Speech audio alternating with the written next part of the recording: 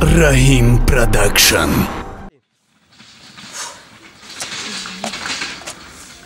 ای همسویا کی میویا و کی میگذره ایتا کارم دا درش دستیم هادگون جان ای هازی همین میگم که همسویا را بینم با برام گفتستم این پشتی دارو زدم تیارم اومده استم و خیادم به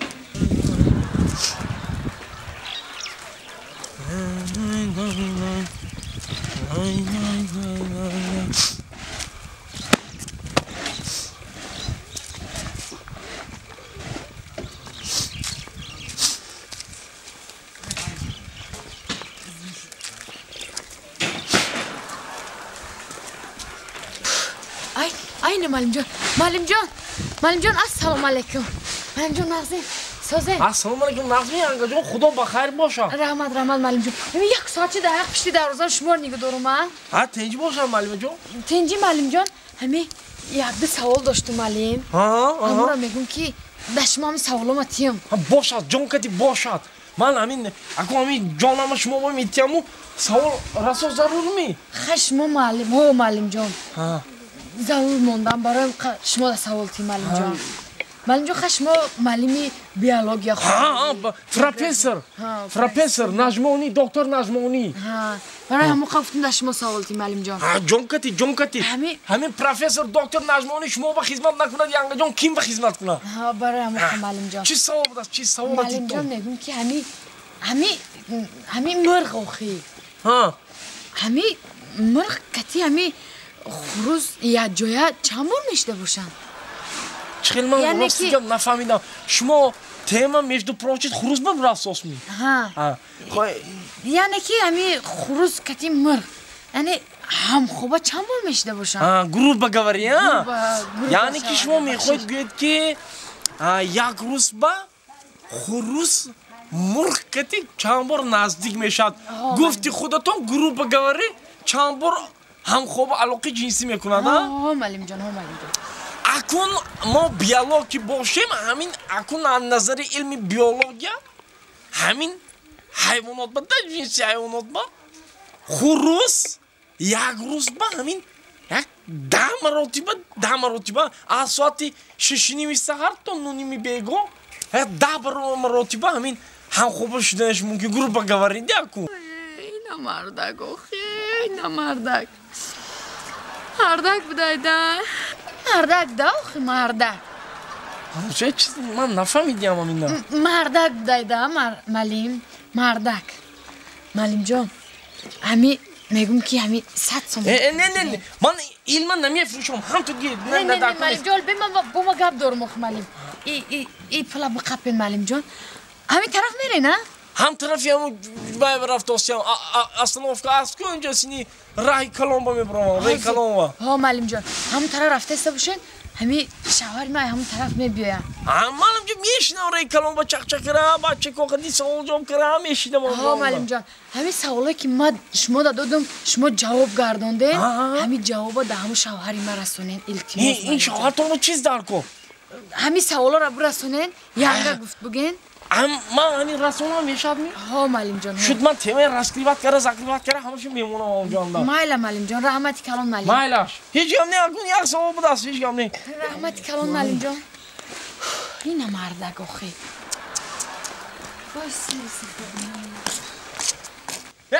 شغله چی بگشتی؟ همین عمری با شما شرمنده این یکون تدکاره چی؟ من همین ترینر شده شما رو همخیر به امروز کام کردم گذاری بالا درفته باشوی کن بریدن تو شرمنده مکده با چی جمله کنده پیش برم خب کنه شرمنده یکی معلم اومده سای معلم اومده سای با چی کن جان شد السلام علیکم نظمی شما درست می شما احسان شما نظمی درست رحمت دوستا جان سلامت باشم اساستی آی جان من شما گتی یک تا گپام هایده کن بینی خودم موندم یه دو پروچی کن مایلاش می لبه استو جان لبه رئیس بابا میدونه چیم گپ اینجا این گپی مردکی اکن بچه کن شما یک طرف بازی کنه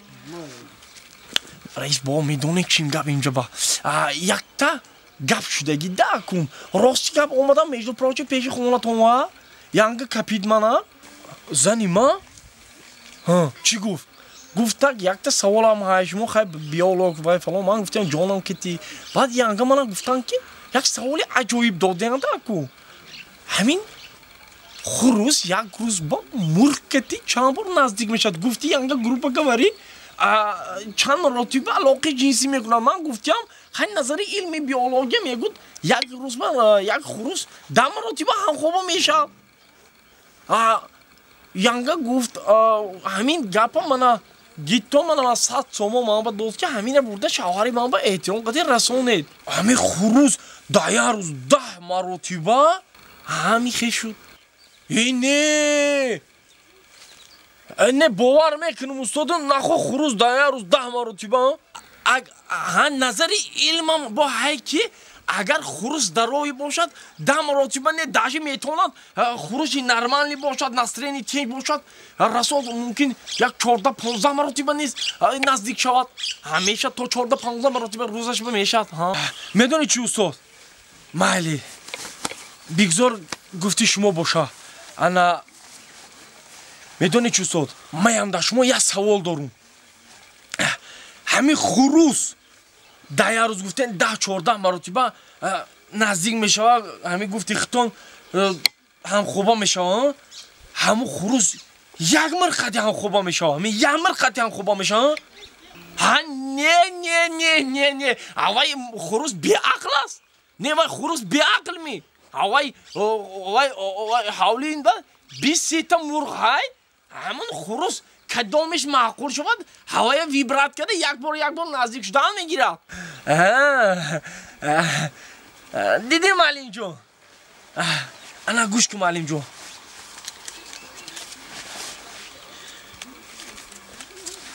کمای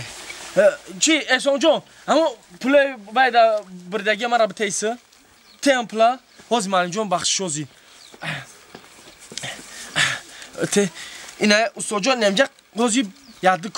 کار شدگی بود اینا 200 سوم استاد جان آشی جان چوا انا همین گپویا روین دستانی من بگیم بو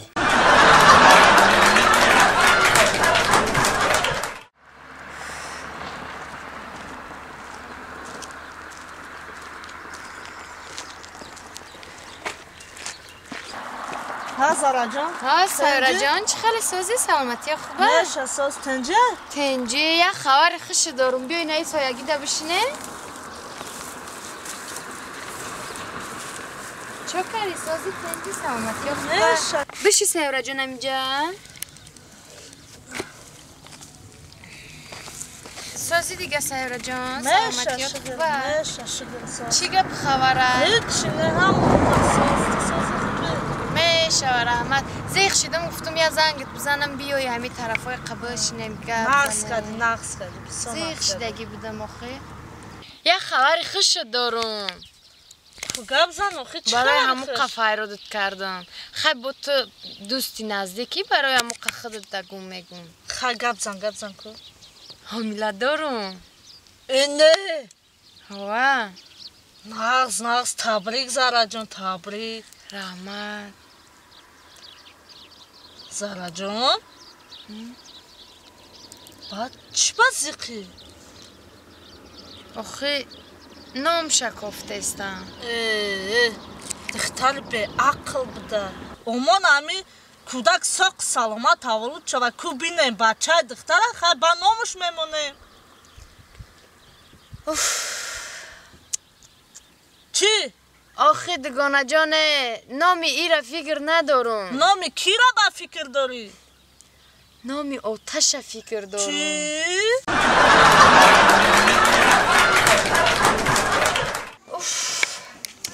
این روز بگه شدد ما شیر ما نفروختم که ایوه چکو کنم دیگی نیگی برای چای موزی شیر میوه خدای یکم کس میامده باشه همیرم بفروشم ببرمه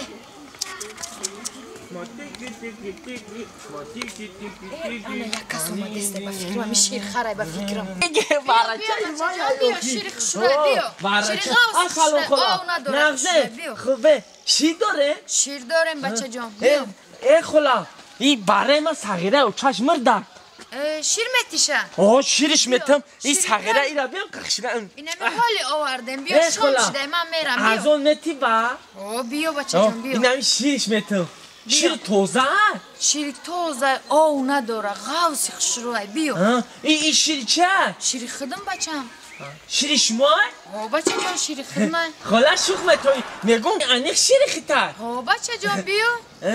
اگر نه من شیر نمیخرم برای چی آخه شیر خشروی غوصی خشروی خاله جان من در شیر خود در کار نیست من در شیر گل در کاره چی؟